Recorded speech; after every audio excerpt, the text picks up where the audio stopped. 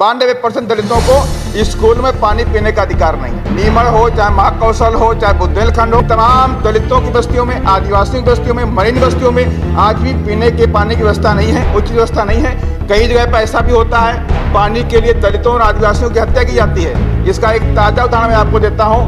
मध्य प्रदेश के अंदर शिवपुरी जिला है, वहाँ पर एक विधानसभा है करेरा, वहाँ पर एक बदन वाल्मीकि व्यक्ति था, वो पानी पीने के लिए किसी के हैंडपंप जाता है, वहाँ पे एक उच्च वर्ग के व्यक्ति ने इस बात को जाना कि एक वाल्मीकि समाज का व्यक्ति है, इसने उस हैंडपंप को छू लिया है, उसको गोली मार दी। साथ ही मैं आज देश में दलितों, पिछड़ों, शोषितों को जगाने वाले वामसेफ DS4 बहुजन समाज पार्टी के संस्थापक माननीय श्री कांशीराम साहब के जन्म दिवस पर उनको श्रद्धासुमन अर्पित करते हुए और अपनी पार्टी की मुखिया बहन कुमारी मायावती जी का आभार प्रकट करते हुए कि उन्होंने हमें इस मुद्दे पे बोलने के लिए अधिकृत किया है। मान्यवर, जल शक्ति का महत्व बहुजन समाज के लोग बेहतर समझते हैं, चाहे वो इधर बैठे हों चाहे उधर बैठे हों। इस जल का जो महत्व है, इस बात से हम बताना चाहते हैं कि बाबा साहब डॉक्टर भीमराव अंबेडकर ने इस दलितों को पीने का अधिकार दिलाया महार सत्याग्रह से।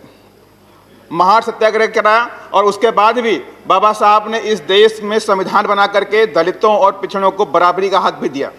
लेकिन आज भी इस देश के अंदर दलितों, पिछड़ों और तमाम आदिवासी बस्तियों में, चाहे शहर में मलिन बस्तियां हों, वहाँ पर पानी पीने का भी उचित व्यवस्था नहीं है। श्रीमान जी, कई जगह पर ऐसा भी होता है पानी के लिए दलितों और आदिवासियों की हत्या की जाती है। इसका एक ताज़ा उदाहरण मैं आपको देता हूँ। श्रीमान जी, ये 2020 की घटना है, 16 फरवरी 2020 की। मध्य प्रदेश के अंदर शिवपुरी जिला है, वहाँ पर एक विधानसभा है करेरा, वहाँ पर एक बदन वाल्मीकि व्यक्ति था, वो पानी पीने के लिए किसी के हैंडपंप जाता है, वहाँ पे एक उच्च वर्ग के व्यक्ति ने इस बात को जाना कि एक वाल्मीकि समाज का व्यक्ति है, इसने उस हैंडपंप को छू लिया है, उसको गोली मार दी। श्रीमान जी, ऐसी घटनाएं तमाम होती हैं। तो इसलिए मैं श्रीमान जी आपसे निवेदन मेरा है कि आपके माध्यम से सरकार से कहना चाहता हूं कि तमाम दलितों की बस्तियों में, आदिवासियों की बस्तियों में, मरीन बस्तियों में आज भी पीने के पानी की व्यवस्था नहीं है, उचित व्यवस्था नहीं है। इस व्यवस्था को बनाया जाए। और इसके साथ साथ में तमाम, अभी एक और रिपोर्ट आई थी, 2016 की रिपोर्ट है, 12 फरवरी 2016 की है, कि मध्य प्रदेश के अंदर दलितों को 92% दलितों को स्कूल में पानी पीने का अधिकार नहीं है। नीमड़ हो, चाहे महाकौशल हो, चाहे बुंदेलखंड हो, ये भी इसको संज्ञान को लाया जाए सदन में।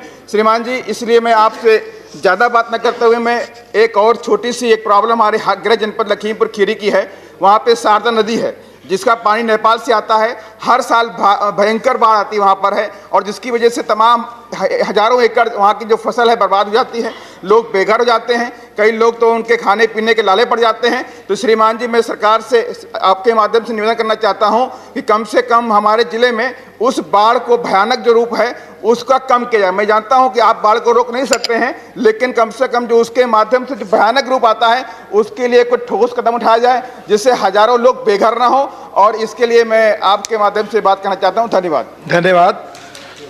स्पेशल मेंशन माननीय प्रदीप टमटा जी। श्रीमान जी, नेपटन 2019 एक स्वागत योग्य कदम है, और इसके बाद से कम फूड टेक्नोलॉजी के क्षेत्र में बड़ी बड़ी रिसर्च होंगी, एजुकेशन होंगे।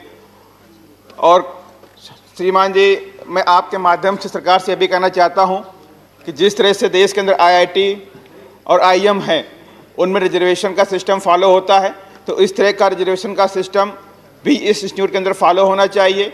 और मेरा आपके माध्यम सरकार से भी कहना है कि श्रीमान जी, कम से कम इस देश के अंदर दलितों, आदिवासियों और पिछड़ों के बच्चों को भी आपके इंस्टीट्यूट में फ्री एजुकेशन मिलनी चाहिए, उन्हें किसी तरह की कोई फीस नहीं पड़नी चाहिए। श्रीमान जी, इसका उदाहरण मैं आपको देता हूं कि 2003 में उत्तर प्रदेश में बहन कुमारी मायावती जी मुख्यमंत्री थीं, तो 2003 में वहाँ पर सारी तरह की पढ़ाई जो थी दलितों, आदिवासियों और पिछड़ों के बच्चों के लिए फ्री थी। माने कि 0 लेवल से हायर लेवल की जो एजुकेशन थी टोटली फ्री थी। इस तरह की एजुकेशन सिस्टम का जो है प्रावधान मैं सरकार के आपके माध्यम से सरकार से कहना चाहता हूं कि करें, ताकि जो बैकवर्ड क्लास के जो लोग हैं, दलित समाज के जो लोग हैं, आदिवासी समाज के जो बच्चे हैं, वो लोग भी इस तरह के हायर एजुकेशन में पढ़ाई कर सकें। ऐसा ना हो कि एजुकेशन एडमिशन के समय में तो आप उनसे फीस मांग लें और बाद में कहते हैं कि जो फीस आपको जमा करनी है वो आपकी वहाँ की स्टेट गवर्नमेंट है वो फॉलो करेगी। तो इस तरह का जो सिस्टम नहीं होना चाहिए। At the time of admission उनकी 0 फीस पर एडमिशन होनी चाहिए। इस तरह का मैं आपसे अनुरोध करता हूँ कि सरकार इसको फॉलो करता है। नेशनल दस्तक की आपसे गुजारिश है कि अगर इसको बचाना चाहते हैं तो नेशनल दस्तक को सब्सक्राइब करने के लिए रेड कलर के सब्सक्राइब बटन को दबाएं, फिर बेल आइकन की घंटी दबाएं। नेशनल दस्तक को बचाने के लिए बहुत जरूरी है कि हर खबर को शेयर करें, लाइक करें, कमेंट जरूर करें।